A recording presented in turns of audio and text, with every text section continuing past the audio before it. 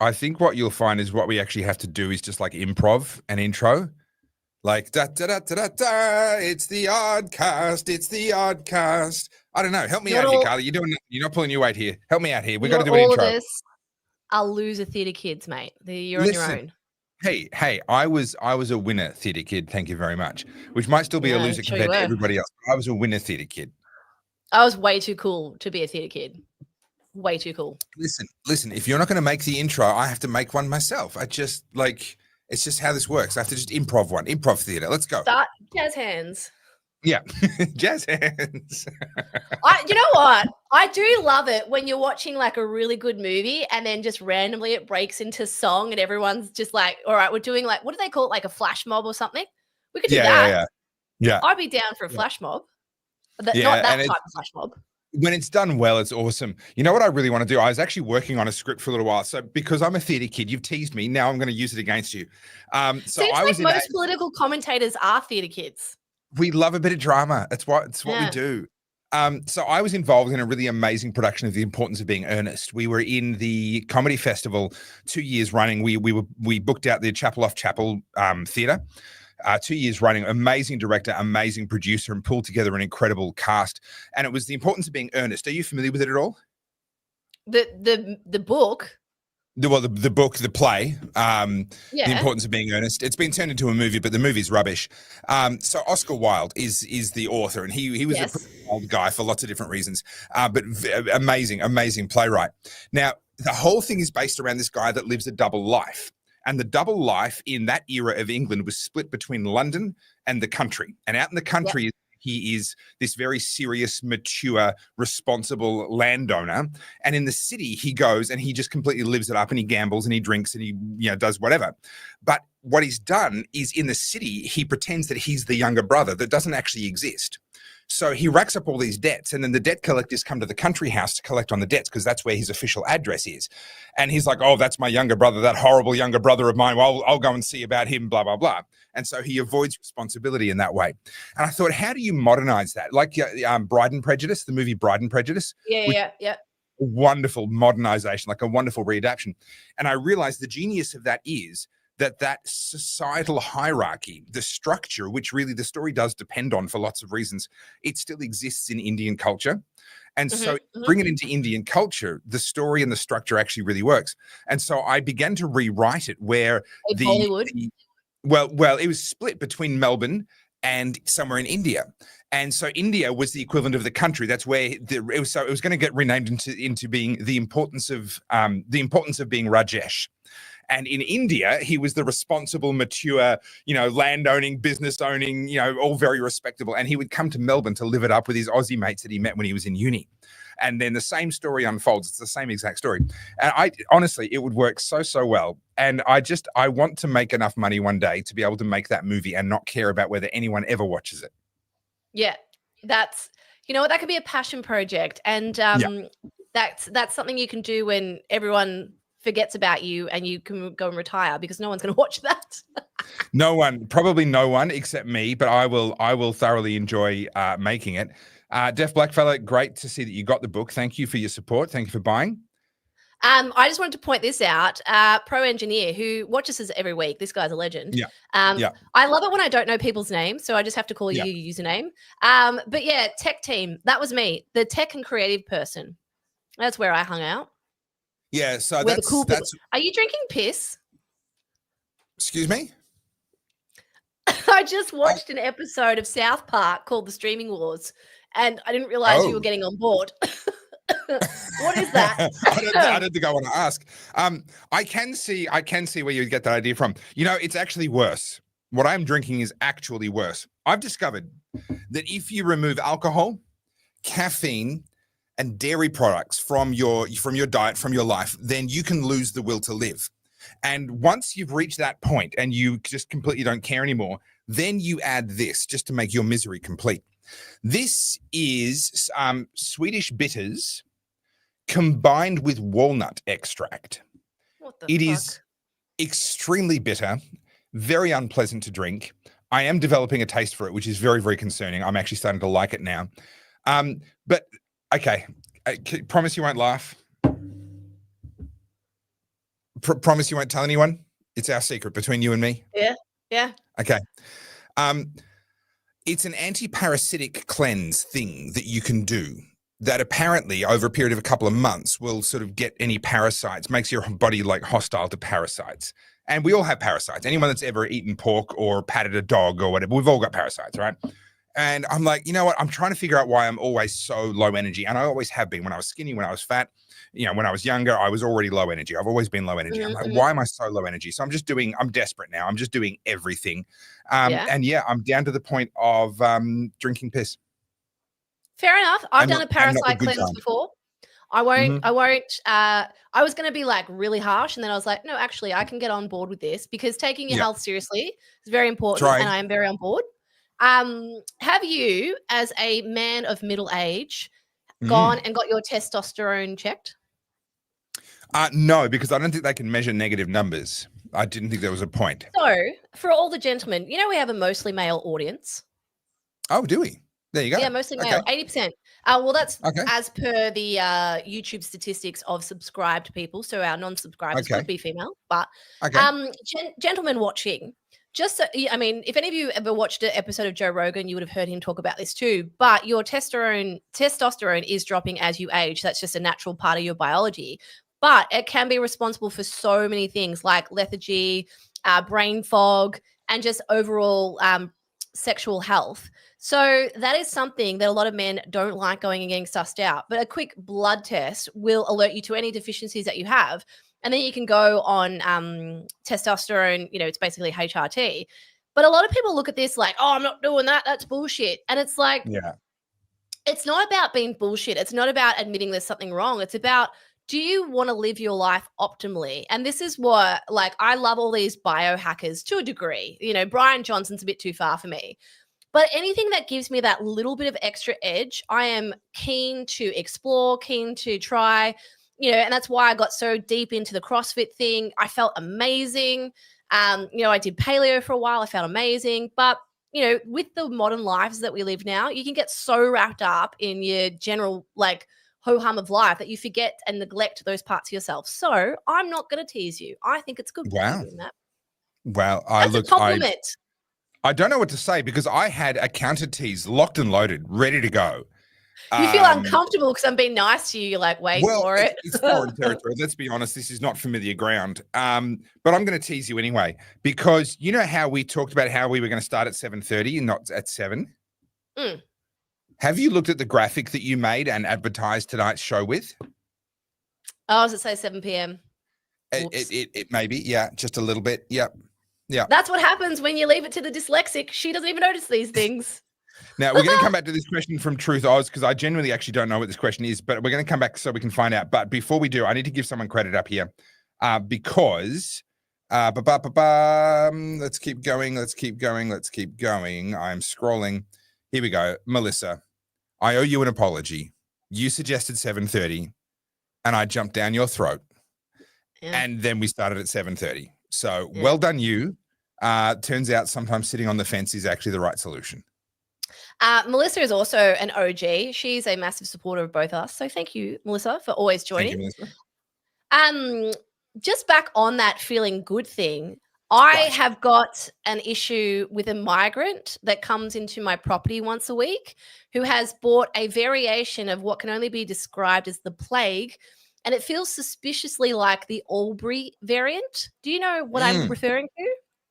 No idea at all, actually. And I'm a big supporter of migration, so I'm not really liking what I'm hearing, this sort of undertone that this migrant might bring anything negative. Obviously, they are enriching your life each and every time. Enriching it with fevers, hot sweats, muscle aches, and a snotty nose. You're framing this incorrectly. What this is they're providing you with a patch to update your immune system, right? They're just providing you with the latest information for your immune system to be able to learn and stay up to date. If you guys can't pick up what I'm putting down, Topher has made me sick and I'm livid. I am furious. Well, you reckon men are bad with the flu? You haven't seen a Carlz J Soda with the flu. I am pathetic and I hate being sick. Well, then I send my apologies to G, not to you. I send my apologies to G because he's the one who's really suffering here. Yeah. Do you know what though? This is a weird variant. What were we up to with COVID? It's the Frankenstein variant. Oh gosh, yeah, I don't even know anymore. I laughed when I saw that, but no, this is a weird bug. So I'm sick, but not sick enough to be like bedridden, which is very annoying because when I want to play it up and feel all pathetic, I'm not sick enough that you can just tell by looking at me. But I've got the muscle aches, I've got the fever, I've got the sweats, and I'm a little bit like congested. But I don't have a cough. I don't have anything respiratory. It's the weirdest thing. Like I'm sick, but I'm not. I don't understand it. See, that's the cruelty. That's the cleverness. It's the subtlety of it. Because if you're going to feel sick, you want to stick the thermometer in your mouth, preferably in your mouth, not the other one. You want to stick the thermometer in your mouth and you want to see a new high score. You want to see a number that you can shove in everyone else's faces and be like, see, I told you I was sick. And then if it comes out pretty much normal, you're like, I feel crap. And I don't even get bragging rights out of it. The best I can say is I feel like I'm on 1% battery. Like I'm just waiting for it to like go out. But this comment, I don't know what this means. Yeah, sorry, Truth Oz. You've super chatted us and everything, and we appreciate it. How do we get down as 302? Is that a reference? Is that a numerical reference to like a freedom of information type thing? Read the Papadopoulos meeting. You're across something that I genuinely am not across. I'm sorry, mate. I'm probably is this my Aleppo moment? Actually, that wouldn't be a reference that you would understand, Carly. Truth Oz probably does. So I don't know, mate. If you could ask us a follow-up question that helps us to decipher what that means, that would be much appreciated. FBI 302 he's just written. FBI 302. Okay, so it's some sort of a US. Is this the Obama stuff? Like the? It would have to be. Do you know what? I was in Sydney for the weekend.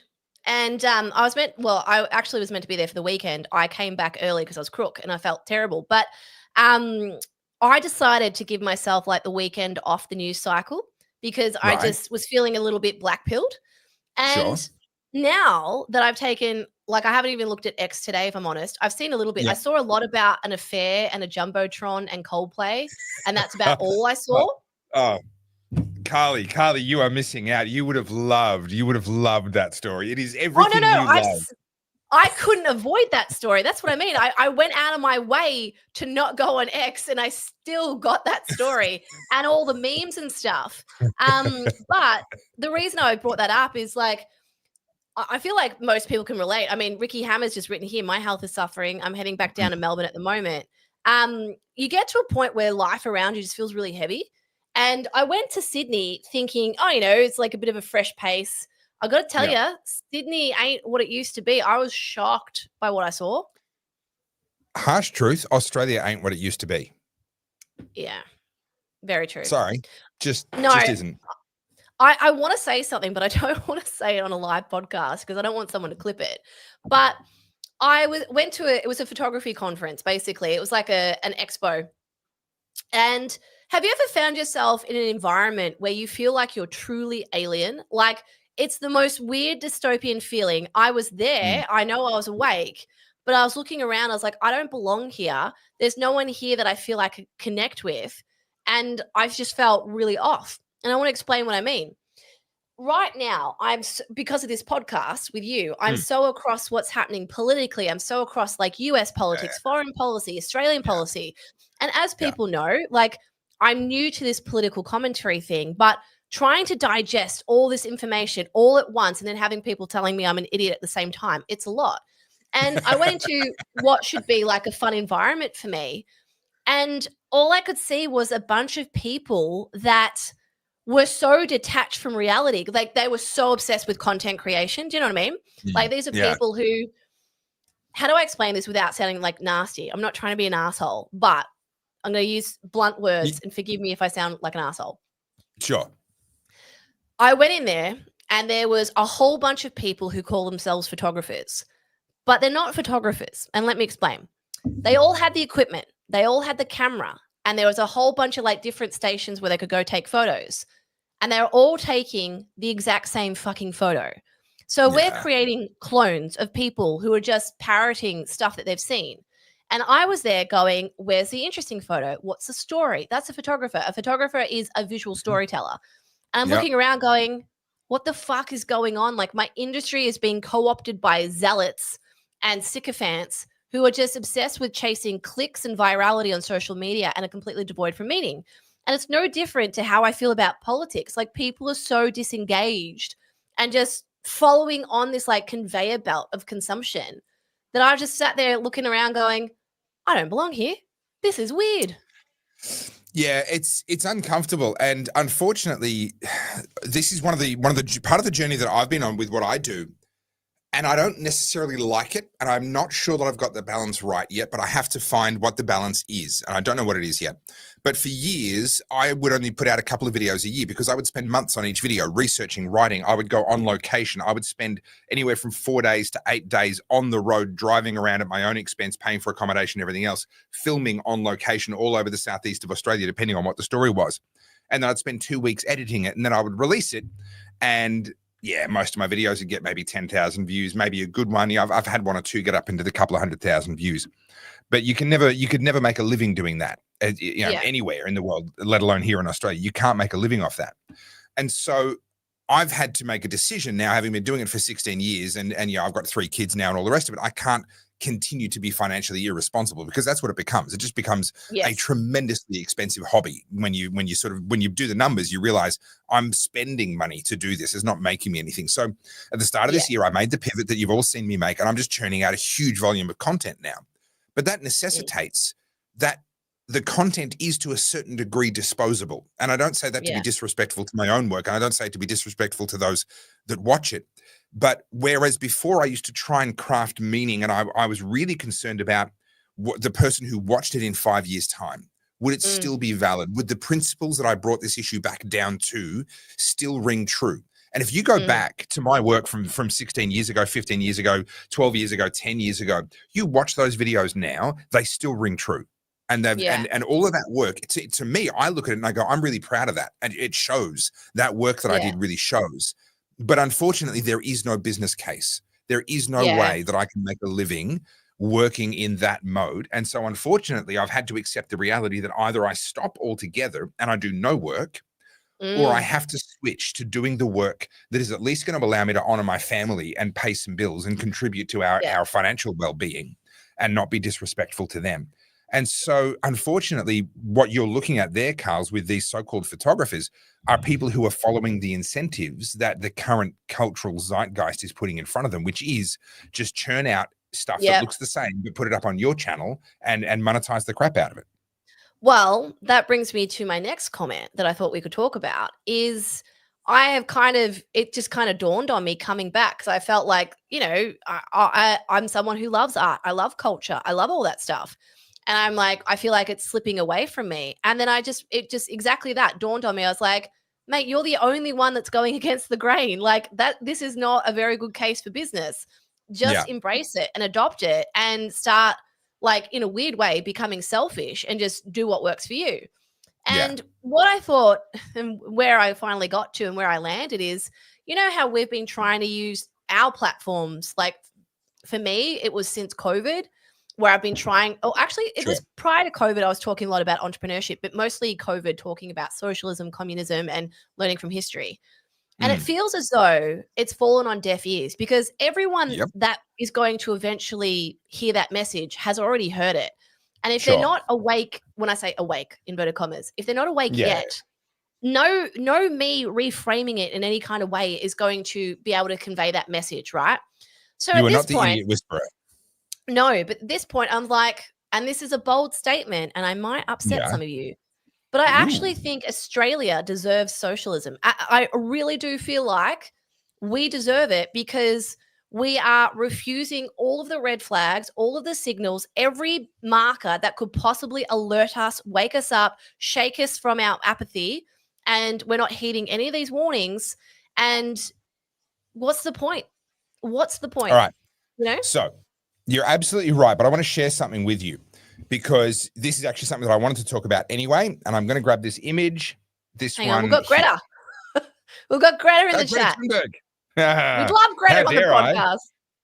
It's because your paymasters haven't offered me enough money. You know I'm a grifter. I do everything for money. Come on, just stump up the cash.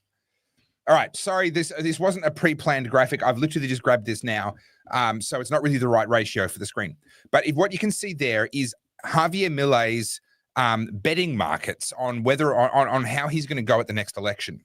Yeah. Now, what he's got coming up. So Javier Milei, for those that don't know, became the president of Argentina. He was elected in late 2023, and he took over in 2024. And he just started 25.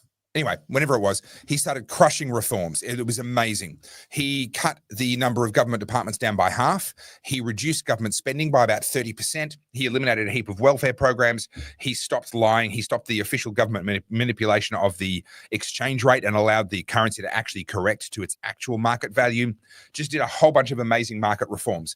And everyone said it was going to be a disaster. The poverty rate in the country when he took over was already at 38%.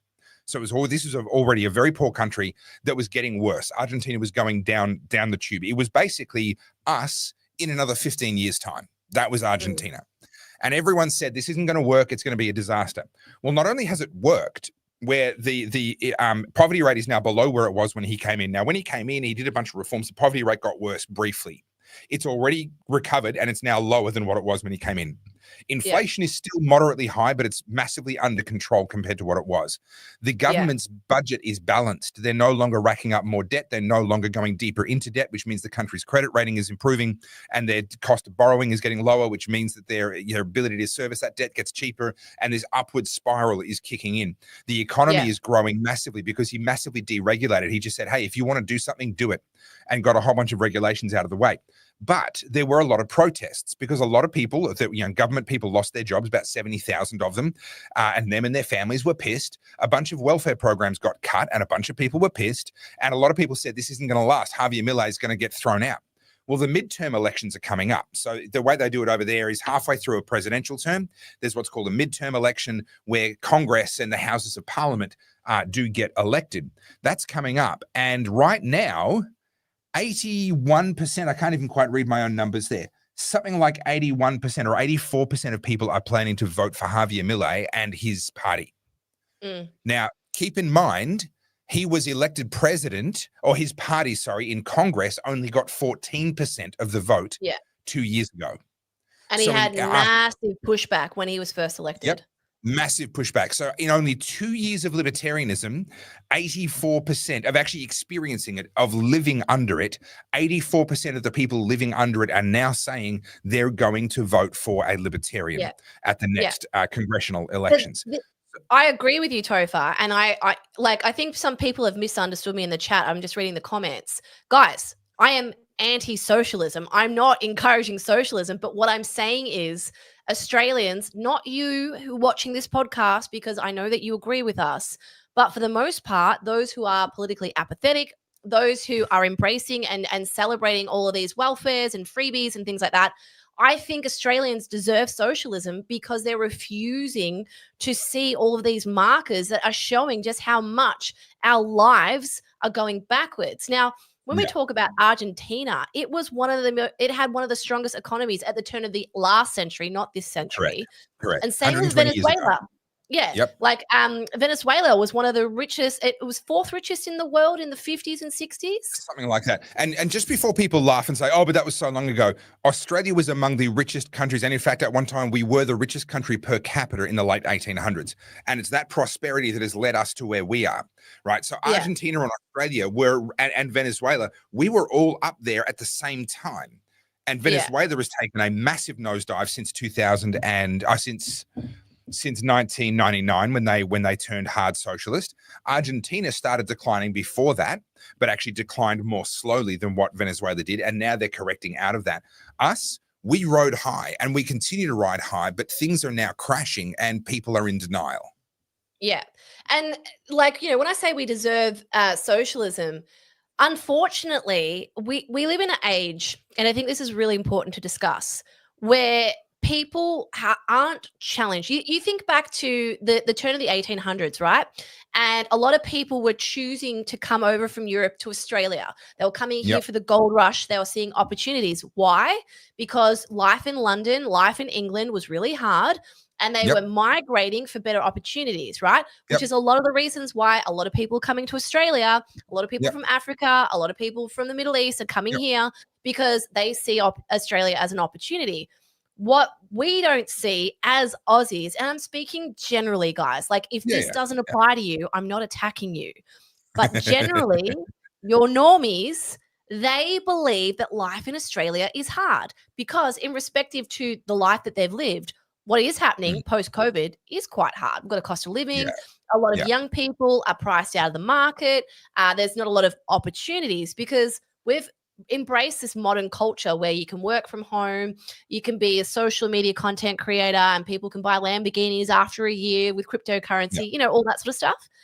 And so you've got young people. Can I just say, I don't mean to have a go at my audience, but guys, I've been a social media influencer for 16 years and I still can't afford a Lambo. Can you guys just like step up, buy a few more hoodies for me or something? You gotta pull a boob out or something. Like I gotta, look, I'll wear a different top next week. It'll just make it easier. I feel like I can make this joke. I'm in a safe space. But I said to G, if I start wearing lower cut tops, this podcast will pop off. I'm telling you. I'm glad you finally realized it because I couldn't say it to you, but that's excellent. As of next week, everybody, make sure you tune in. We'll both be wearing low cut tops. Yeah, just get my cleavage out. But yeah, so and look, this is the problem. And something that I think is really important discussing this on the Oddcast. Guys, also just quietly, if you want us to answer your questions and stuff, please super chat us because that supports us and we appreciate it. Like this. I have this question ready to go for a couple of minutes' time when we get to the next topic. All right, we'll get to that in 2 seconds. But something I have noticed a lot of at the moment is people shutting down normies as they're entering a discussion. And I don't want to like be derogatory when I say this, but I've heard people talk about the woke right and, you know, and then people are arguing it doesn't exist. When I say the term woke right, what I'm referring to is people who are all or nothing ideologically. So, for example, have you read Dale Carnegie's How to Win Friends and Influence People? Sure. Yeah. Years ago, but yes. One of the best books. And it talks about how you persuade people, how you get people to adopt your thoughts. And it's done through empathy and gentle persuasion. But what I've noticed a lot of, like when I say normies, I mean people who are just, you know, your average Joes, when they're starting to feel like, you know, what's going on and starting to question, they come into these conversations like, say, the Oddcast, and they get shut down by people like, you don't know this. How can you not know this? And what do you mean you don't know that? I think the one that concerns me is when you see people who they're essentially purity testing. And what that does is it means that no one new can ever join. Whatever club you're in, if you apply a purity test with some super high bar, no one new can ever join your club and you're going to turn everyone away. And this is something I used to talk about a lot when I would go around speaking at 832 gatherings and various other gatherings, which unfortunately I haven't done so much recently, but I really enjoyed it when I was doing it. And I would talk to them about the fact that in-person human connection is going to become more and more important as AI becomes more and more prevalent, and community, a sense of these are human beings that I know who they are and they know who I am. It's one thing to be, you know, to follow the Oddcast, and we appreciate you guys that do. You know who we are, but for the most part, we don't really know who you guys are. And so that's not enough. You've got to have a community of human beings where it's actually mutual, where they know you as well as you knowing them. And the pursuit of that is going to be really, really important. And we need to be creating the communities that aren't insular, that aren't cliques. We create the in-person community that then welcomes the newbie, because they're going to come looking for that sometime soon. And they're not going to find it in very many places. And we need to be willing to offer it to them. But if we sit there going, oh, pure bloods, no. No, guys, you don't know why they made the decision they did when they did, and they can't undo it in any case, no matter how much they regret it. Guys, can we not? Like, can we? I understand, I get it, because you didn't have it, you suffered a lot more. I understand that, and there's the resentment that comes with that. I'm right there with you because I'm the same. I was in that boat. But if we start to do that stuff, we cap our future potential. We can never grow if we start to do that. Well, what you're essentially doing, like, let's use the term pure bloods because I can't stand that discussion. when we talk about purebloods, essentially what you're doing is dehumanizing the other person. So we talked about in COVID how, if you discriminated against people who weren't wearing a mask for, whatever reason, health reason or whatever. For example, I didn't wear a mask the whole of COVID. People started to say, well, oh, you should wear something that tells people you have a health problem. I'm like, what? Yeah. Like a yellow star, perhaps? Do you know what I mean? I made that comment literally in March 2020. And then, of course, now we're on the other side and people are like, well, I'm a pure blood. You're not. That's right. So it's exactly the same groupthink. It's an us versus them. I'm immediately putting you in a different category where I'm on a pedestal and you're not. And that's how we try and win arguments. And what I noticed, because again, I'm not political in the sense that you are, but I'm obsessed with consumer behavior, with marketing, with branding, with psychology behind that. Sure. Which is why I probably pay so much attention to the comments. And I see this all the time. It doesn't matter what particular post it is or video. You watch people attack each other. And guys, if you don't want to see socialism in Australia, stop shutting people down as they're starting to enter the conversation. Like, for example, and I know I've brought this up 100 times, and I'm not trying to have a crack. I'm just giving an illustration. Topher has been doing this for 16 years. Great. Awesome. I've been doing it for 6 months, and you're judging me by his standards and his experience.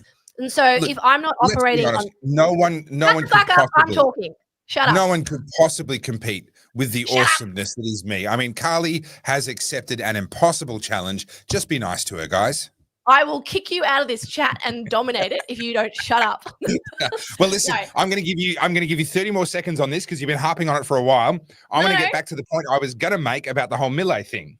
Let me finish this point. And I'm just trying to explain to people, like, you've got to allow people to find their entry point, and that looks different for everyone. Like, for example, when you say waking up, I don't really like that term either.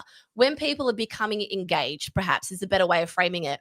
They might get engaged. Remember in COVID, it was around the kids' playgrounds being shut down? Yeah. So that was a big one. There could be a really small catalyst. For example, a bit dark, but, the whole pedophile in the childcare centers. Sure. That could be the first moment these people go, hang on a minute, like I need to start questioning things. So guys, like if you can just extend a little bit of empathy. Yes, you're taking the high road. And yes, I understand that's a bitter pill to swallow.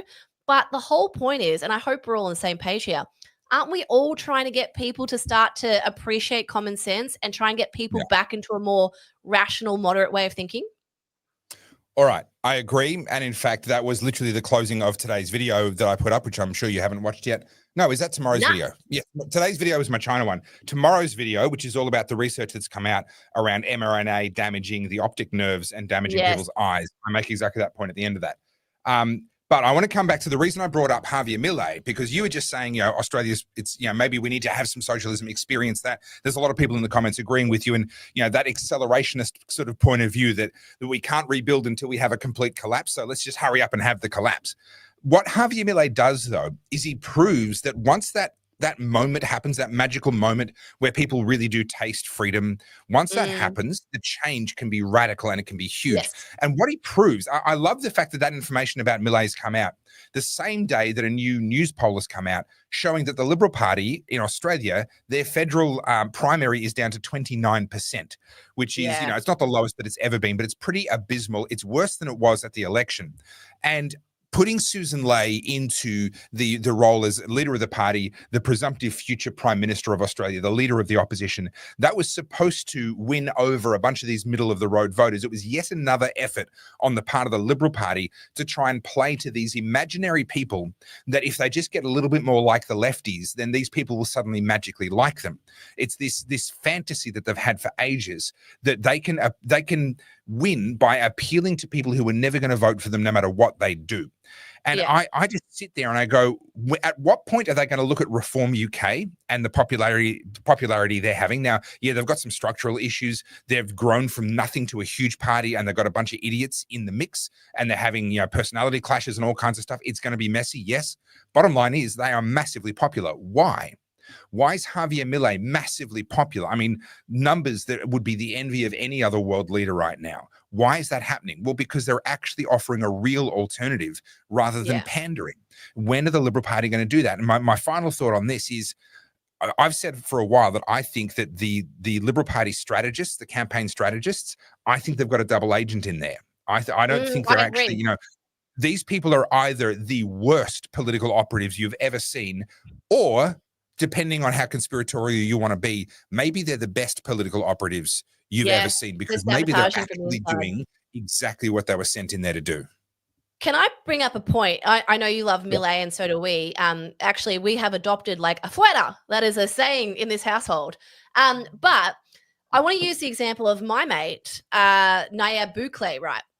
Yes. And I know I brought him up before, but for example, in El Salvador, it was the homicide capital of the world. I won't reiterate what we've talked about before, but I find it really interesting now that people who aren't like citizens of El Salvador now trying to weigh in on the human rights breaches of the criminal, having not spent a single day under the under the terrorism of MS-13 and what's the other, like all those horrible gangs that young people are indoctrinated into because it's their only way to survive. Nayib has come in and he won the last election in a landslide. It was like 80%, some crazy number. And now you've got people, and unfortunately they are often the progressive left, the people who, have the bleeding hearts, starting to start advocating for the criminals and saying it's barbaric what he's doing. How is it barbaric? You can't speak to this. You didn't live there. And that's what I'm saying. I think when it comes to socialism in Australia, again, I don't want it here, but I feel like we need it. I think it has to happen. I disagree that we can't speak to something that we haven't necessarily lived, but I think we do have to be careful when we do that. What we're seeing from the progressive left in America is the same people that try to make out every time a black person dies at the hands of police, that person instantly becomes an angel. We've seen a little bit of that here as well. You've talked about this with the crime wave down in Victoria, kids stealing cars, doing home invasions, doing carjackings, crash a car and die. All of a sudden, their family's coming out going, "Oh, he was such an angel." No, he wasn't. This is nonsense. And what we're seeing with a lot of these people that were arrested and imprisoned is this attempt on the part of particularly the progressive left to try and, because they want to try and tear down Nayib and paint him as some sort of a Hitler-esque sort of figure. They're trying to make angels out of these people that were really genuinely horrible people. I am, however, on the record with concerns about the human rights issues. He's painted with a very, very broad brush. And I think you could argue, and you do argue, that the situation was so bad that it called for extreme measures. And I would say, I'm not convinced, but if we're going to accept that line of argument, for the purposes of the debate, let's accept that line of argument.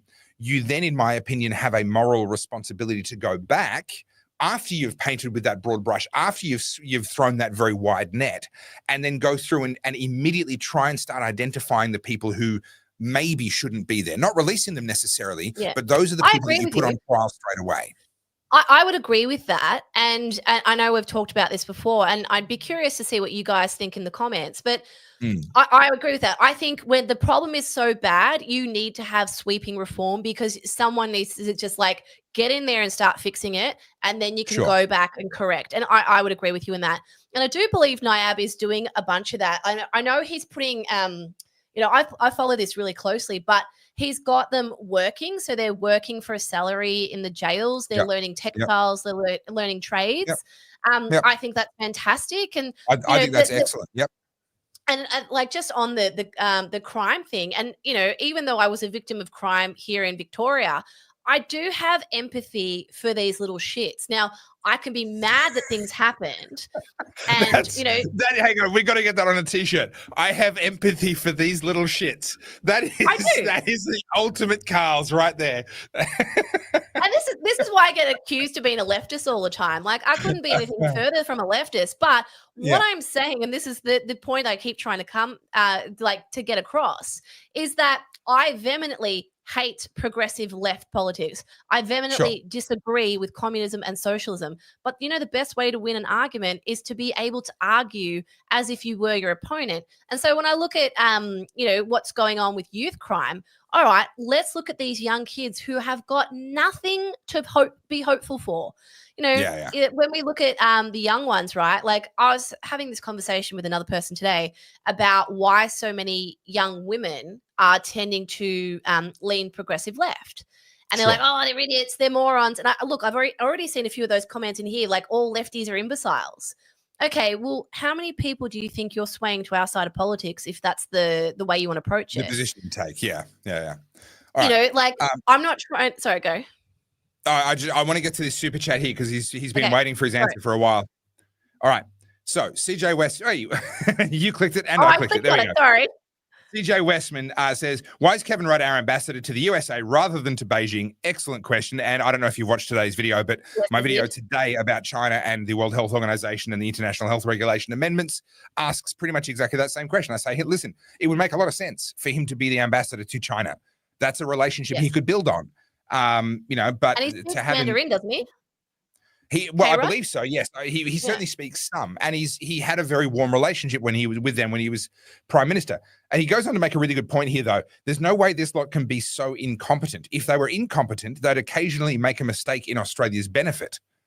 All right, and what he's saying is that all their mistakes, all of the incompetence, is always to our detriment. And he's not wrong. This can only be malice. I don't think it's malice per se. I think it's ideology, and fundamentally, they are anti-Western. They are anti-Australian. They are self-hating. And so making decisions... Sorry, you go. I was going to say, well, I would go one further. I'm saying, like, this is like the Communist Manifesto, like, making its way into Australian politics. Like, they're looking after their comrades. Those at the top eat the best food. Everyone else at the bottom, like, is insignificant. Oh, that's true. That's true. K-Rudd is in that position because it's a super cushy job. What's he on? Like $1 million plus or something? It's once you factor in all the other benefits and stuff, it's a stupid amount of money. Yeah. Yeah. And not only that, like, take away politics for a second. Like, this guy couldn't get a meeting with Trump if he begged him. But think of the leverage that K-Rudd is getting with a lot of big US donors. Think of the money he's able to channel into his own supporters. Yeah. That's why K-Rudd's there. What he'll be doing right now is schmoozing with Democrats so that no matter who the Democratic nominee for the next presidential run is, he'll already have the inside running with them. He's literally planning. He's just there biding his time, planning for a life post-Trump. But I want to come at it slightly differently to what you've done there. There's a very simple psychological trap that pretty much all humans fall into, myself included at times. And it's what's known as a false binary. It's most obvious in environmentalism. So I'm going to use that example and then bring it back to what we're talking about here in foreign policy. The false binary is this. Someone says, well, I care about the environment. I want to get good environmental outcomes. Okay, fantastic. So they become an environmentalist. But they discover very quickly that measuring environmental outcomes is actually very difficult. There's a lot of uncertainty. You need a lot of time. You need a lot of data, which means you need a lot of money to go out in there and get all that data. And then the results can be inconclusive. Actually measuring a good environmental outcome is a lot of work. You know what's easier is creating a bad economic outcome. So what they do is they create a false binary. They say, well, if something is good for the environment, then it has to be bad for the economy because we're the problem, we're the virus, you see. So we're causing all these problems. So if something's good for the economy, it has to be bad for the environment. If something's good for the environment, well, it must be bad for the economy. And therefore, if measuring positive environmental outcomes is really difficult, what if we just destroy the economy instead? Because that's going to have the same effect. And so they create a false binary and then they do the thing that's easy, which is usually destroying. Destroying is always easier than creating. And so what we have when it comes to something like foreign policy is these people have accepted this false idea that imperialism, Western culture is the problem, right? We are the bad guys of history because we're white, and especially if you're male. And therefore, we need to build everybody else up. But building everybody else up is hard because that comes down to what they do and how they live and the decisions they make. So if we just tear ourselves down, then surely isn't that the same thing? And they've created that false binary. And so then they simply pursue that ideology. And so for them, leaving us defenseless from a defense point of view, lacking energy insecurity, unaffordable electricity that strips us of our manufacturing and resources, well, not so much resources, but strips us of our manufacturing and a lot of our value added and all of our tech, regulating us out of existence and back into the Stone Age. All of that is simply a continuation of this idea that, hey, we can't lift the others up, so we're just going to tear ourselves down. Yeah, but that's the problem. When you present yourself as a hammer, everything looks like a nail. And I think that's kind of what the whole leftist kind of ideology is. You know, they don't know how to create. And I know we talk about this from a government standpoint. Governments can't create. They just redistribute or they tax. Like, our Australian way of life and the lucky country that people have called us for so long was built on the back of hardworking Aussies. A lot of people who, like I said, came here for a better opportunity, gold rush, farming, all those quintessential Aussie things that happened at the turn of last century. And then we were able to have this like beautiful, prosperous country that will linger long in the mind after it's ceased to exist. And a lot of people, I saw Melissa wrote something here before, a lot of Aussies still think it's the 1980s here because they themselves haven't been touched by it yet. Whereas the reason that a lot of the more progressive ideas have been adopted by the young ones is, firstly, they are indoctrinated. These kids have been brought up on climate catastrophe. They've been told that there's no future for them, that they can't have a house, Got some good news on that front. The Institute of Public Affairs have just had one of their lead authors, who is a psychologist, has done a study and has put forward a report that has been sent to all the relevant psychological and psychiatric bodies in Australia, demonstrating that climate alarmism in our schools and high schools is causing genuine distress and existential dread to children whose minds are not yet developed enough to be able to weigh these things up. Now, this has been known for some time. This isn't news, but finally it's being pushed into the respectable circles, and it's been presented to them in a format that they cannot simply dismiss. This will now have to actually be looked at. And I'm not saying it's going to change anything. I'm trying to get a story. I'm trying to get an interview with the author of that particular report right now. I'll let you know how I go with that. But this is going to force the psychiatric and psychological institutions to have to actually look at this for long enough to then try and explain why they're dismissing it, which is a step forward from where we've been. Because honestly, a lot of what's being done to kids now in the name of environmentalism is just outright child abuse. Yeah, I agree. I wholeheartedly agree. But this is the thing about a lot of policies that have been brought into the Western world, whether it's the climate change stuff, it's the, anti-colonialism talking points, it's the wokey stuff, right? That all came in under the guise that we had it so good for so long, and there were people that were truly disadvantaged and we should feel guilty for it, right? The whole white guilt thing. But there's only so much the government can throw that down your throat and gaslight you with before you start looking around and going, hang on a minute, my poor child is disturbed over all of this stuff. They're questioning their gender. They want to be trans. Like, they're miserable. They're on all these antidepressants or anti-anxieties. I was reading this really interesting paper 2 days ago about taxonomies and also how we're pathologizing every basic human intrinsic part of our personality. And this is what Gen Z is doing. So things that are relatively normal things that we do, like different isms that we have, like different eccentricity, can't say that word. Eccentricities. That's the word I was trying to get out. Just like all these little quirks that we have that are part of our personality. Like the inability to pronounce eccentricity. Fucking oath. My tongue was just like blah, blah, blah, blah. We have to diagnose Carly with something. Everybody help me out. What has Carly got that stops her from being able to pronounce eccentricities? I'm sure I have some disorder, but the way we pathologize all of this is essentially breaking us all down into all these little categories so that we can claim some kind of status somewhere. And like, when I'm talking about the young ones, I keep saying Gen Z, but it's just young ones collectively. The reason they're doing this is because they've been brought up in a catastrophe environment, like, white guilt, climate alarmism. And so these kids are permanently in a state of fight or flight. They can't adapt to modern world because the modern world has shoved this shit down their throat to the point where they don't know the opposite. And so when we want these, like, I'm bringing up about the 16-year-olds being able to vote in the UK, because obviously that conversation's popped over here now. Yeah, before we get to that then, so that's the segue. That's where we go. I just want to quickly address this. Back to your comment earlier, and I don't want to go back there. We've already covered it, but this is a perfect example. I was not permitted to see my dying mother in the home unless I got the vax. So I did. That is the only reason I took it. Guys, this is why it's so important not to be out there with this whole pure blood stuff. I get where you're coming from, but understand there's people like this too. Anyway, enough said. No, that's such a good point. And again, like, guys, if I can make one recommendation to you guys, please go and read Dale Carnegie's How to Win Friends and Influence People. It's an old book, like, but great. You know, and it's why I'm so likable. It's likable. Who told you that, mate? I did. I told me that. But yeah, so we were going to get on to voting and 16 years of age. Yeah. So I was going to segue over to the whole 16-year-old thing.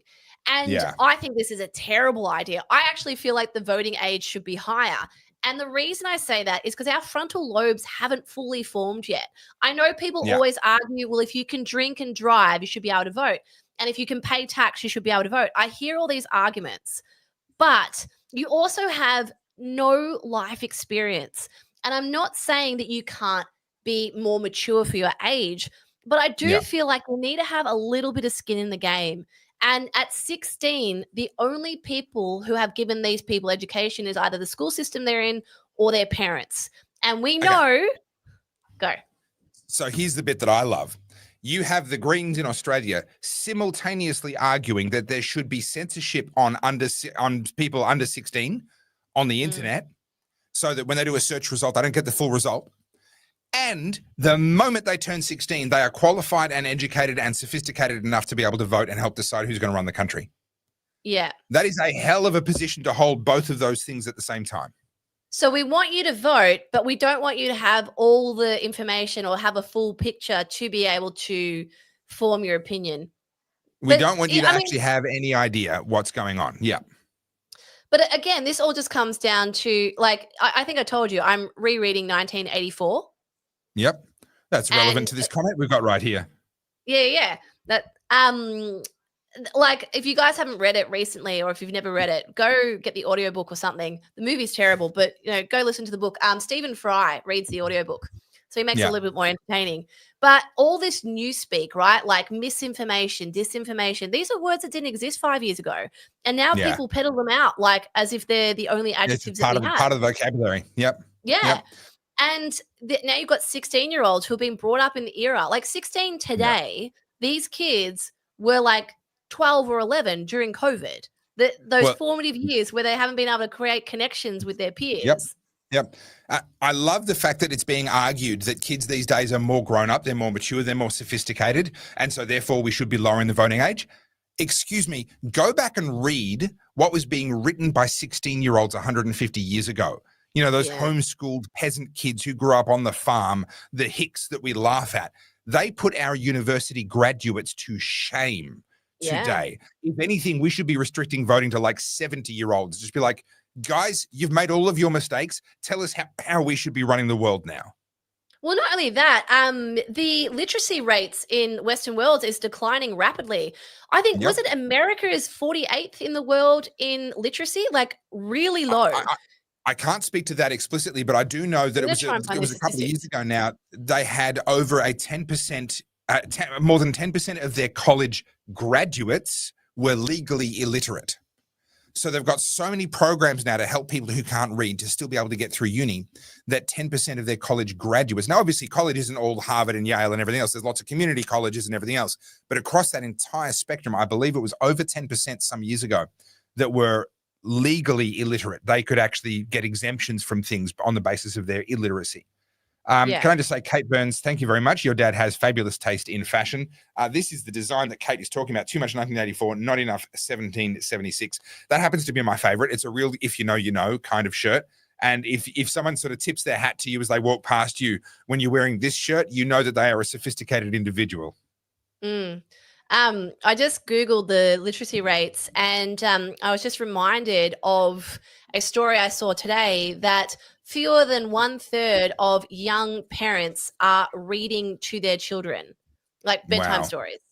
Yeah, wow. Which is such an important part of them being able to form their vocabulary, of them being able to speak, and again, literacy. And you know, so we're simultaneously saying that we want these young people to participate and to vote, but we're actually allowing them to get dumber and go back. It's actually quite terrifying. Yep. This is a terrifying question from ArcLight. I'm not going to read it out, but everyone can read that for yourselves. That's a dark take on it, but it's not impossible. I hear what you're saying, and I am choosing to be somewhat more optimistic, but I understand what you're implying. I'm just going to go. I'm going to go with Scozzy's approach: deliberate dumbing down of younger generations. Mm. Do you know what's crazy? I know I brought this up, but it's a bit of a lighthearted fun. G and I went to the Railway Museum in Newport, and it set him off on this like new fascination of old school locomotives. As we said last week, locomotive museums cause autism. Yes. Yeah. No, but you know, I used to go there all the time as a kid. That's why I took G, because he'd never been. And you go and look. So remember locomotives? Sorry, I keep getting told off. I say that wrong. Locomotives. Yes. You know, late 1800s. How exceptionally advanced that technology is, and I think the trap a lot of people fall into is our ancestors. You know, anyone that's older than our grandparents were somewhat dumber or somewhat less experienced because they didn't have, you know, a TV or an iPad or access to the internet. They didn't have the internet. They couldn't have known anything. Yep. What's crazy to me, and I know I brought this example up before, is like most young people can't change a tire today, and people are shocked by that.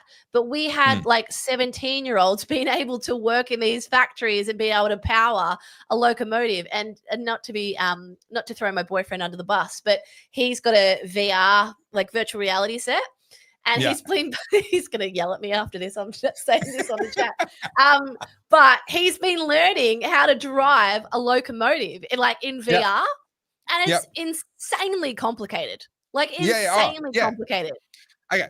So I know someone who volunteered on the Puffing Billy train line for decades and worked his way up from like cleaning the thing to then eventually he was shoveling the coal, and then to actually qualify as a driver they have to study a book, and this is a serious, like this is actual serious study. This is I'm not I don't have a doctorate, but I'm going to say this is up there with doctoral thesis levels of time and commitment of energy. And we've got a fan, you know who you are. I'm not going to say your name just in case you don't want to be outed, but I've got a fan who often follows my stuff. And thank you for buying me a coffee today. Actually, you know what, I'm going to say your name, Michael. Thank you for buying me a coffee today. I do appreciate it. But he's a massive train guy as well, and he will attest to this. The amount of study and knowledge that you need to have to be able to drive this primitive steam engine is absolutely mind-boggling. And the stakes, if you get it wrong, are nothing short of life and death. It's an incredible endeavor. I watched, like, G was watching like a YouTube on how to do it. And we watched the guy accidentally blow up the thing and what happens. And so, But my point is, like, I think it's really easy and I mean, this is every generation's problem. You kind of look at the people above you going, oh, what do you know? You're old. You know, we look at people from 100 years ago and go, oh, they're old. Like, they're dragging their knuckles on the ground. I would say that, unfortunately, modernity has actually made us significantly dumber. You know, it's a real disadvantage in a way. All right, so we got a question here. I don't know if this is a tongue-in-cheek question or if this is actually sincere. I'm going to take it as a sincere question. What the fuck? Why are boomers so clueless then? Well, because the world has changed radically, and there is actually a world of difference between outright intellectual horsepower and a grasp of things like engineering and you know, changing tires and practical real-world skills, and the ability to navigate one of these. Right? Yeah. This is a world that didn't exist until they were already parents or grandparents, right? None of this existed until they were already of that age. And so that adaptation is really freaking, like, that learning curve. Trust me, as you get older and you hit your learning curve, where it's now some other technology that hasn't even been thought of yet, and that'll be the thing that all the kids are doing. Our learning curve in the second half of our lives is going to be way harder, way steeper than what these boomers have gone through, and we're going to look even dumber. I would also argue with the boomers, and like I try and say to people as well, be careful of generalizations. Like, not all boomers, some boomers, sure, but you got to remember they grew up in a time of economic prosperity, and in their minds they have done it. And like, you know, we talk about interest rates and things like that. The 80s, the interest rates were high. I understand all the arguments, like, we don't need to go into it, but they have been through their own versions of hardships. And so, no, it's not necessarily the same as what we're going through today, but they didn't necessarily have it handed to them on a silver platter. Yes, they have significantly benefited from much better economic times. But I would also argue now a lot of these boomers are also being told that they're dumb and they're stupid and they don't know anything. I've just made the point of like older generations already knew this stuff and we're having to relearn basic stuff. So let's not just throw everyone under the bus. All right, we've got a pre-order already. He's attended to get that t-shirt started. I have empathy for the little shits. Can I talk about that? Can I just can I expand? So when I say I have empathy, I hate that we got burgled. I hate that I had my car broken into. It pisses me off to no end. Yeah. But like being angry doesn't serve me, and it's not going to, reverse what happened. What I would like to do is stop it happening to someone else because, it's a horrible feeling. When I say I have empathy for these kids, I was really lucky to have a parent at home for most of my young life. Like when we lived in Japan, my mum was a stay-at-home mum. So I had a mother present with me. She kept me engaged. We would read books. We'd jump into different museums. Privilege, Carly. That's privilege. That's unacceptable. Your parents should have dumped you at a childcare center from the time you were 6 months old. Otherwise, they were giving you an unfair advantage over all the other kids. Well, I think this is why I'm such a well-rounded individual. But, sure, I had the privilege of that. And these days, most parents can't afford to stay at home. And I empathize with that, not like, this is what I say. This is what I mean about talking in generalizations. Oh, parents don't want to parent. It's not that they don't want to parent. Most of them can't afford to. They're stuck in their 9 to 5. They've got to get up in the morning, race to drop their kids off at childcare, then jump into traffic for 2 hours to do the commute to their job, then go work in a thankless job for a boss that's like treats them like shit, then get back into traffic, then get home, get dinner, and somehow answer work emails and try and throw in family life. Like, again, I'm just painting a really simple picture. Life wasn't like that 20 years ago. There were ways that you could financially survive on one income for a period of time. So when I say empathize with these young kids, like I just pointed out a statistic. It came out today. I think the Australian put the article out about how most young parents, so think millennial parents, aren't reading to their kids. Why? Sure. I don't think it's malice. I don't think it's because they don't love their kids. I would attribute it to two things. One, they are so goddamn tired because life itself, cost of living, 100%. All those things. 100%. And then the other thing is, you've got kids who are they've got nowhere to channel their energy. So these kids are probably running around full of all these hormones and all this energy that they're not able to get out because kids can't even be fucking kids anymore. Like there's a lot of things coalescing into this. Yeah. And we are definitely, we're treating kids like caged animals now. And then we wonder why they try and break out of the cage. And we wonder why they have supposedly ADHD. Well, I have some good news for you. If you were wondering after all that train talk whether our audience was just full of people with autism, I've got some good news. We've proved conclusively that they don't because they can't count. Duncan says press 1 for no reason and then goes to set the example and press 1. Straya didn't get the memo, got it mixed up, so he starts counting upwards.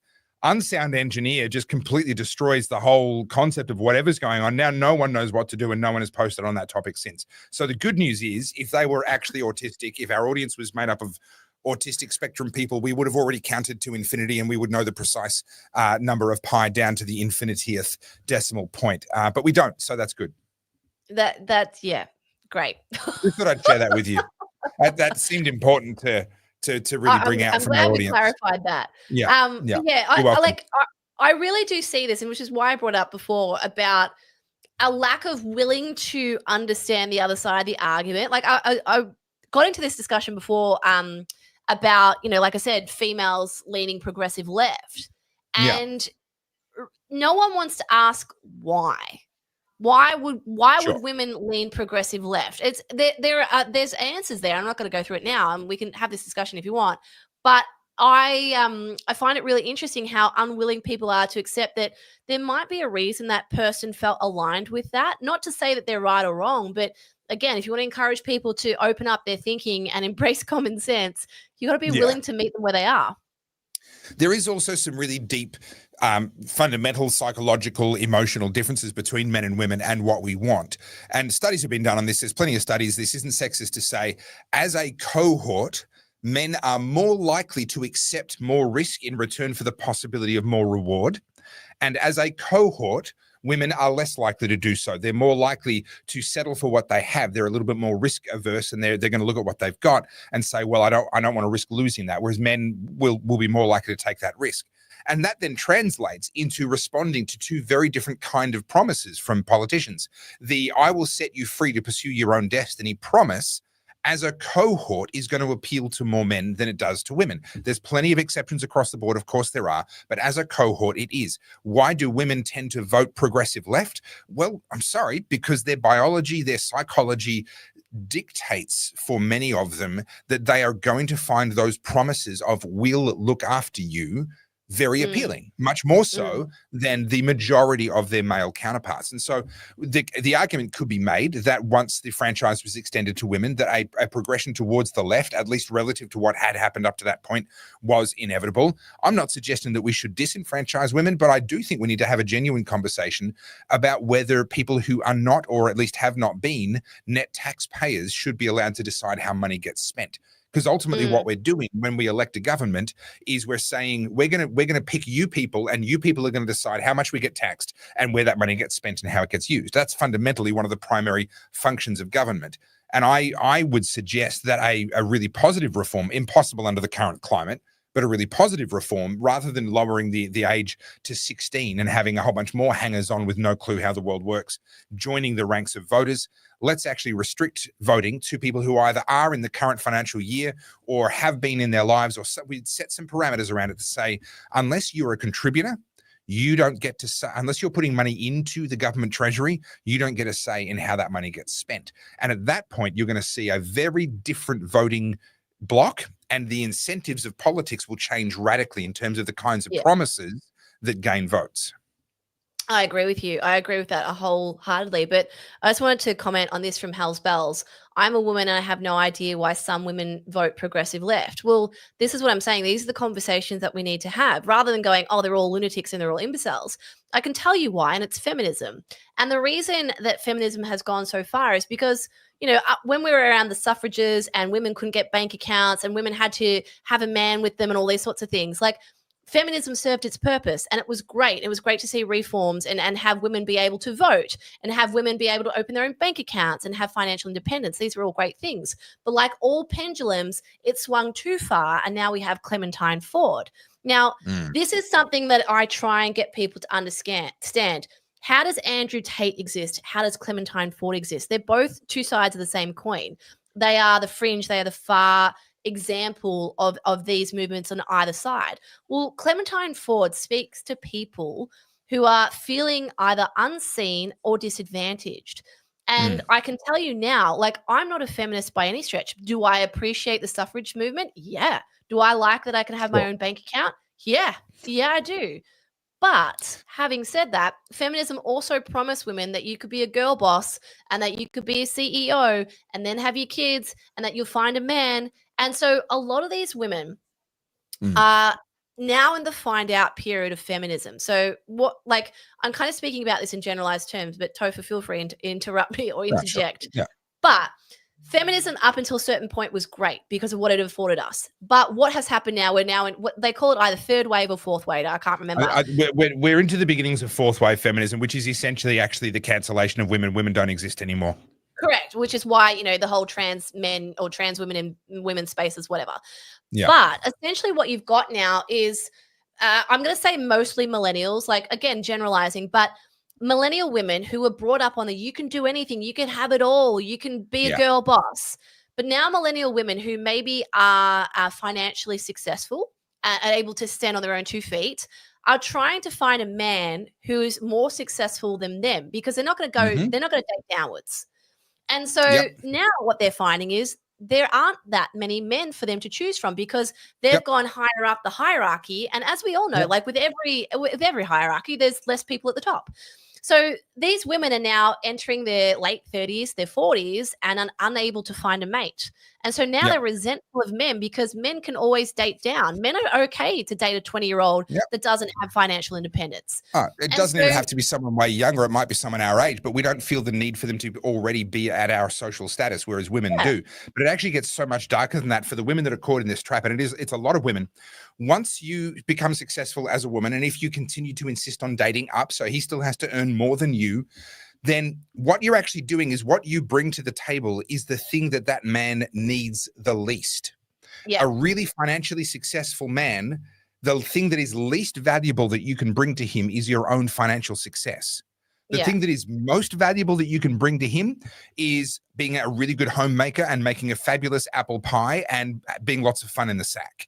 That's what you can bring to his life that he doesn't already have. If you're sitting there going, but I'm super successful, so I've already got that. I don't need that from you. And so these women are discovering not only is their dating pool incredibly small, it's filled with people that don't value the thing that they've worked all their life to be able to offer. And that's why I was going to make my point of they're so invested in this feminism that they have no choice but to double down, which is why they lean harder into the progressive ideology, because now they're resentful. Now they're recognizing that there aren't the men that they thought there would be. They're getting too late to have children, and they're realizing that the money or the girl bossy stuff isn't quite fulfilling them. So doesn't now keep them warm at night. They have to project somewhere because, as we know, most people find it really difficult to cultivate self-awareness.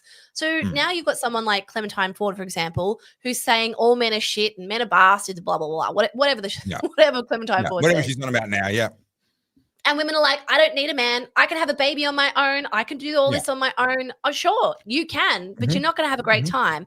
And I actually sent Topher a photo. I won't do it here because I'm not about disparaging how people look. But I sent Topher a photo today and I was like, mate, if that's what progressive does to you, I don't want a bar of it because it's starting to show on her face. But for example, in the last US election. Sorry. I had to, so much goes across my desk every single day. I'd actually forgotten, but yes, you're right. If that's what it does to you, then no. But, during the US election, we talked about the podcast circuit, and Kamala Harris went on Call Her Daddy, and their whole conversation was around abortion. So again, just for those who have just entered the chat and are thinking I'm some fucking woke leftist, I hate it. I find it repugnant. What I'm saying is I'm trying to understand how they got here so that I'm able to be a little bit more gentle in my conversations with them, because that's how you kind of get people to sort of embrace this. But when I hated watching that podcast. Did you watch it? I have not. So hard to watch. Yeah. I tried. Thank you for your service. I managed to dodge that bullet. I got 30 minutes in and I was like, I actually can't sit through this. It was so hard. But they're talking about, women's need to be able to have control over their bodies and have abortions and all this sort of stuff. I'm not going to go into the abortion topic, but that's what women are thinking about right now. How do you stop having your babies? How do you keep being a girl boss, make more money and be rich and live independently? Okay, great. That's what a certain subset of women are thinking about, yes. Well, that side of it, like the feminist side. The hardline feminist women are thinking about that, yes. Yeah, so like we're sitting here talking about how socialism's bad. They're talking about how we need like late-term abortion. Like we're in different spheres. We're on different planets. All right, I want to come back to this comment. Speaking of the differences between men and women, can we get a call out for Sal Grover's Giggle versus Tickle case in the federal court from the 4th to 7th of August? Anyone that is not initiated will think that is completely made up. There cannot be a court case that is called Giggle versus Tickle. But I assure you, if you're new here, there is a court case of Giggle versus Tickle, and it is going up to the federal court very soon. It's an appeal. So basically what happened was a trans person was excluded from a women's only dating app, and this trans person sued. And the court initially in Australia actually upheld the trans person's complaint and said that gender and gender identity is fluid. It can change. Now, what happened shortly after that was in the UK, the highest court in the UK made the opposite ruling and said that for the purposes of all anti-discrimination law in the United Kingdom, gender cannot change. And therefore, you have to be born as a woman in order to qualify for protection as a woman under any of their anti-discrimination law. Yeah. And so now the Australian case is being appealed up to a higher court. And I suspect it'll end up going all the way to the full bench of the High Court of Australia. I think it's still got a couple of years to run. But yes, absolutely huge shout out and thank you to Cruel Intentions for bringing that up. Can I just add something to that? Because we did briefly discuss this on Wednesday's episode or a couple of weeks ago, and I was reading some of the comments on the segment you posted, and people like, how can you're doing the wrong thing by calling her Roxanne Tickle, and why aren't you saying it? I was like, guys, just so you know, I agree with you, but we have to play the YouTube game. Like, I'm sorry, I would agree, yes. Given we have Karen and all this regulation coming in about social media, if you want the oddcast to stay on air, unfortunately, sometimes we have to tiptoe around and be careful with the way we're talking. I just tend to default to talking about them in the third person. So I'm not using they, them pronouns. I'm just, I'm in the first person, you're in the second person, they're in the third person. They're and that way, that just kind of solves the problem automatically without having to actually. Hey, I speak in weird analogies just to make it easier. Oh, yeah. All right, so we're getting some great comments, some great questions. A lot of people liking the new time actually, which is really, really good. So that's excellent. I was able to eat dinner, so I'm less grumpy. Well, that's wonderful. I'm very, very happy to hear that. You know what? I've just realized I never grabbed and teed up my short film, so I haven't got that for you for this week. Because that's something I do need to grab in advance. It's called The Hustle. It's 7 minutes and it made the final drop fair. Can I do? Sorry, go. Yeah, you go. No, you go. I'll let you speak. I was just going to say, I reckon we need to do it on a Monday night. I'll save it for next week. Okay. Well, can I just add something somewhat lighthearted, but also somewhat topical? Go for it. I did a little reel yesterday. For those of you who are women in the chat, Witchery has just unveiled a new logo. Now, I think you and I talked about Witchery a long time ago, Topher. They're a heritage Aussie brand. They're owned by the Country Road Group. They've been in Australia for 50 years, and it's one of those brands, like Eddie would absolutely have Witchery in her wardrobe. And they've gone through this like total refresh where you're seeing Gen Z starting to come into the workplace and starting to climb up the career ladder. And I'm not against that by any stretch. But what I think is worth pointing out here is the great disconnect between Gen Z, who have been chronically online for most of their life, and reality. And it's really beautifully displayed in what Witchery's done. So I'm going to play you. It's like 90 seconds, but I'm going to bring up my Instagram and play you this reel, and then we can talk about it. Is it the animation of their new logo? Yeah. Because that's horrific. I just Googled it now to see what you were talking about. That's horrific. Yeah. So I'm going to play you this, and then because I say it perfectly in this reel, it's now currently going viral. I'm not making any friends in the fashion space, but hang on, I've got to add my share screen. Because I've got it. I can add it if you need me to. Hang on. Hopefully you'll hear the. Can we hear that? No. Well, you got to put it on the screen first. Let's talk about it. Witchery's rebrand started in July. Stop. Is that what you? All right, I'm letting go. I'm stopping.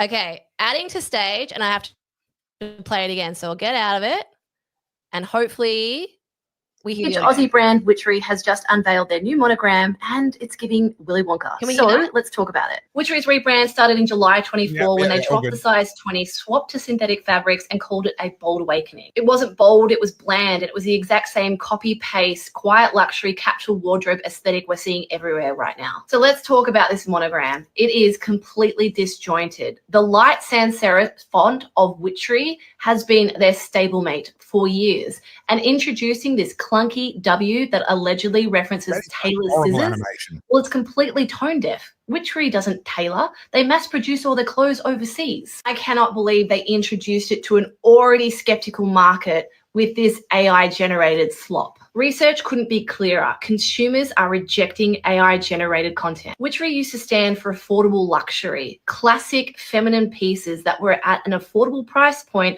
that was reflected in the good tailoring and the good quality of the fabrication. This rebrand and the introduction of the monogram didn't elevate its heritage. It's completely erased it, and I imagine along with a lot of their loyal customer base. Yes, Dish did the same thing, jumping from a 62 million revenue business to 132 million, but Witchery isn't Dish, and neither is their customer demographic. Their audience isn't Gen Z, and this attempt to push this trend feels like gaslighting loyal customers. I get they're trying to attract a younger customer, but Gen Z doesn't typically have the disposable income to shop at a place like Witchery, and they're famously disloyal. As soon as the quiet luxury trend dies, so does their brand loyalty. This whole rebrand feels chronically online, and the Pinterest perfect images just lack any soul or depth. I think this is a big L for Witchery, and the sycophantic staff comments just feel cringe. So here's a question.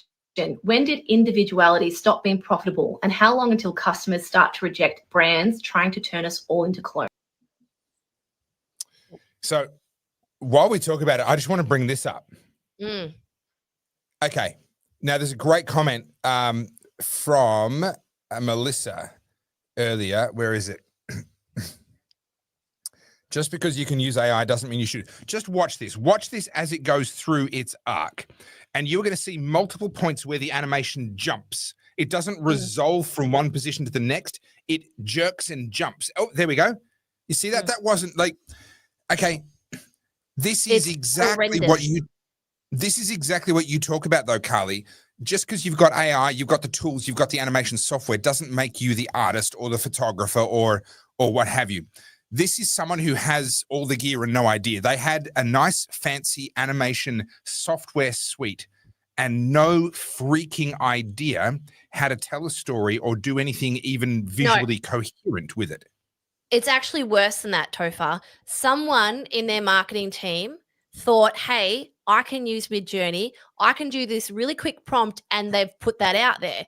Now, this is someone, whoever, like, there's so many chains of command that was able to approve this, but this is something that you would use in the initial sketch phase. Oh, I've got this cool idea. Let's, like, AI is great for conceptual stuff. Like, can we do this? What should have happened then is this goes to a 3D render artist, someone that can use Blender, who develops it and builds that out. But firstly, like, animation aside, everything about this is wrong. But this brings back my point. People argue that we're smarter with all this technology. I cannot find a better example to prove how much we are regressing. There's so many things wrong with this logo for starters. Like, apart from the jumping, it's not even cohesive, the way it blends and folds and shapes, because AI doesn't stand visual representation. So watch here, watch as it turns on itself. Now, if this was real, it would have to come closer to you because it couldn't turn on itself because AI doesn't understand depth. Watch it. Yeah. It just like weirdly is able to move. Yeah. So that's all wrong. It's all wrong. But this is what I mean. Like, you can push this shit. Like, someone in the marketing team, like, this is amazing. Look what we're doing. This is what I mean about gaslighting. You go and read all the comments. This has been rejected by their audience. No one likes this, apart from the sycophantic staff members who had to go and give some emojis. But I think this is a really good way of looking at what's going on with the way things are moving with AI. Consumers are rejecting it just because it's there. It's not going to have the adaptation I think everyone's expecting it to. And even in the last 2.5 years of ChatGPT being so prolific, you can see how poorly people are using it. They're using it to replace themselves, whereas AI is great for a friend who can speed line that initial conceptual phase. Iteration, conceptualizing, researching, that sort of stuff, fantastic. Finished product, not even close. Now, I'm going to give you a free kick on this comment, Carly. This is Truth Oz, who we got a comment from him earlier, or her earlier. All my girls wear White Fox. Why? Yep. Carly, tell us, because White Fox is a brand that has worked. Yeah. Well, for starters, TikTok and influencer marketing, you know, we talked before about just coalescing to this social media content creation phase. And there's a lot of brands who have done this incredibly well. Bondi Sands, we've talked about them before. They sold out at 400 million.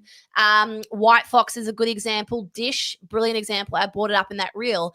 These guys are able to jump on that trend and ride that wave. The issue is sustainability. So if you're smart, you'll jump on this trend, ride it out, and jump out at the peak. Then the problem is with a lot of people when it comes to business is greed. I'm going to keep growing this till it's $1 billion company. Whereas people who see the wave are able to exit out. It's like the guy that started Culture Kings. He exited at 600 million. Culture Kings is declining. Why is it declining? Because hip hop culture is declining. Like all of these trends. And the problem with social media and particularly TikTok is they're all micro trends. You have to be on it the day it comes out. For example, the Coldplay meme, right? I wasn't even on socials when that came out, but people today are still making memes about that. It's old news, guys. It's done. You look like a Luddite if you're now still like referencing that. This is the problem. So people like White Fox, not so much Dish, they're a bit different, but they're able to see these micro trends, jump on them prolifically the second they happen, and they know exactly when to exit. And that's how you survive this kind of like volatile retail market right now. All right, I've just got to get something here. Forgive me. Oops, no, hang on, it's not going to work. Forgive me. It's a typical thing where I can't actually do this the way I want to. Come on, get over there. I'm going to share a compliment. I will take this compliment. Thank you. Well, I'm struggling with technology. What are you trying to do? I'm trying to get rid of this, stop screen, and then share a new screen, share a screen, and share this one. So for those who don't know what the Coldplay meme is, I'm just going to culturally You really want to talk about this, don't you? I'm just going to culturally educate you here. I just need to flick back to it so it plays.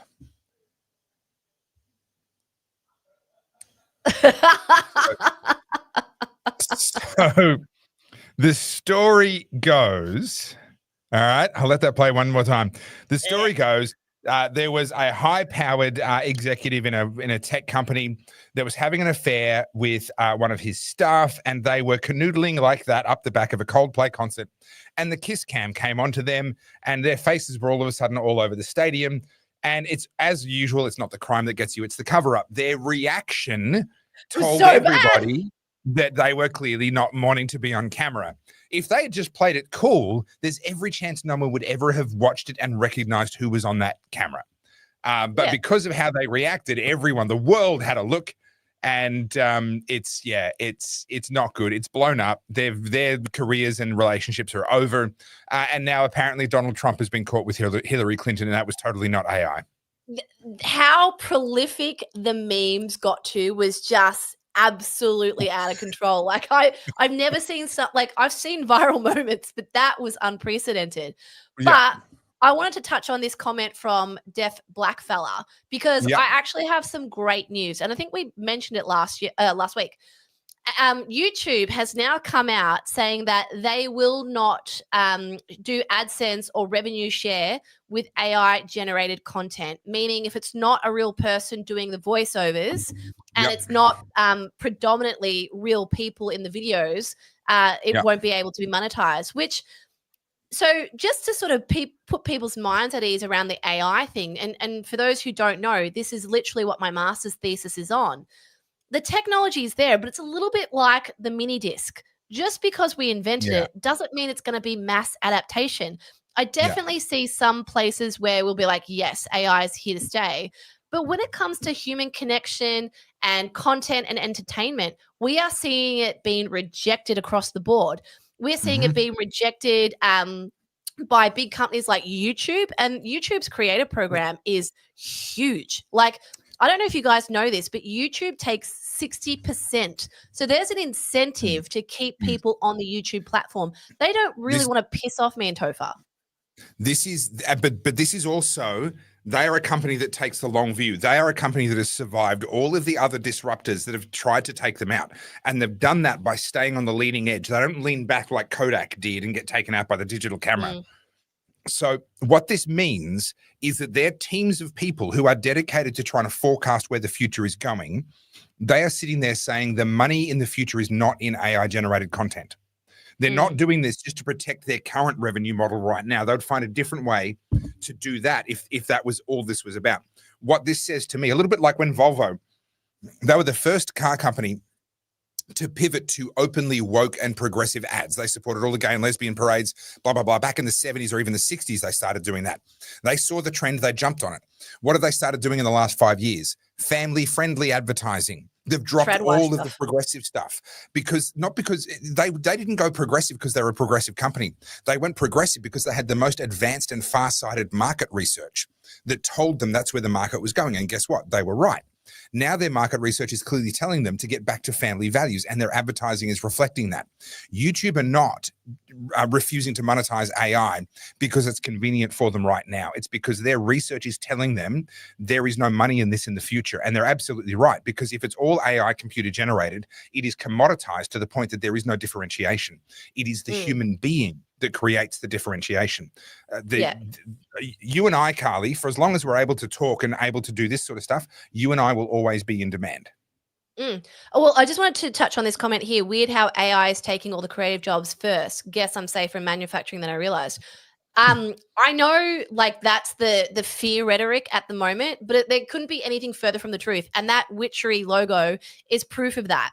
Just because it exists and people see it as like a fun little novelty, that's not going to persist, because look at the backlash they're getting. So we'll probably bring this up on the podcast because I know we're going to wrap up soon, but there was another fashion brand. I'll have to research which one it was. I think it was a Toi, who used AI generated model images to showcase their new range. It wasn't clothing as it should fall on the body. It was AI generated clothing, and their entire customer base just blew up over it.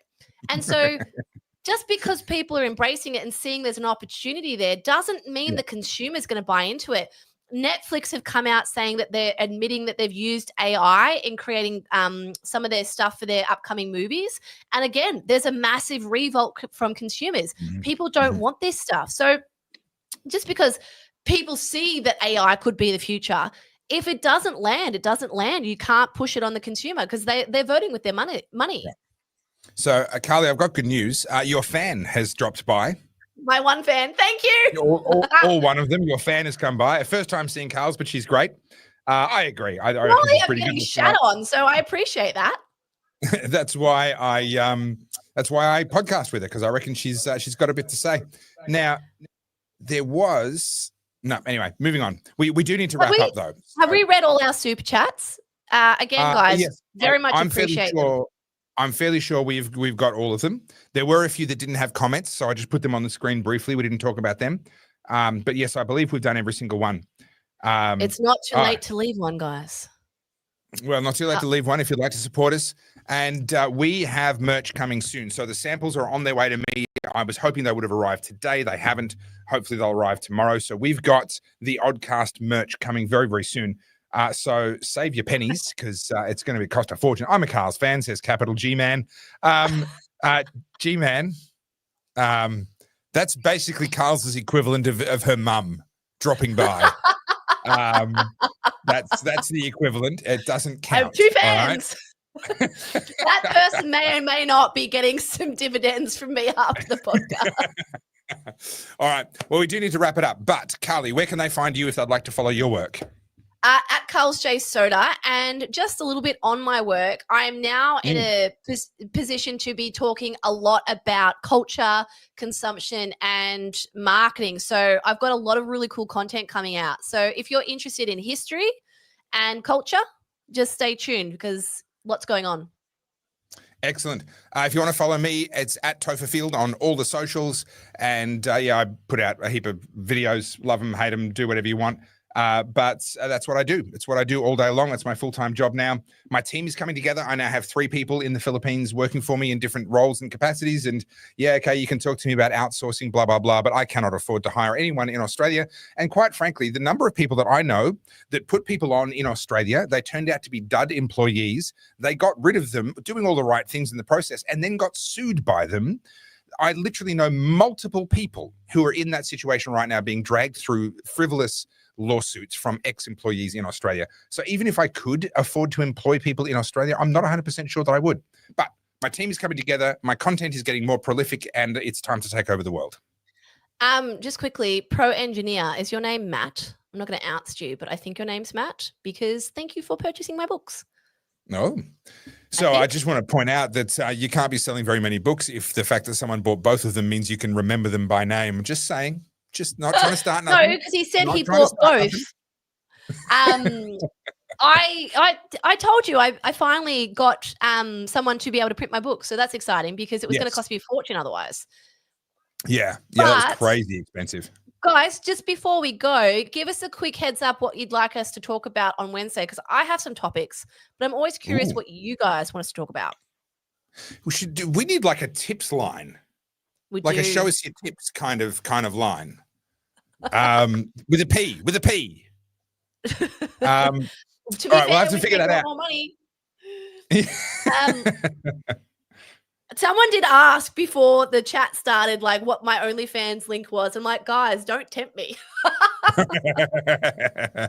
If there's money in it. Are there a lot of train dorks in this? Have I started a thing? I think we've attracted a bit of a train niche. I think we've got our little core fan base going on. All right, guys.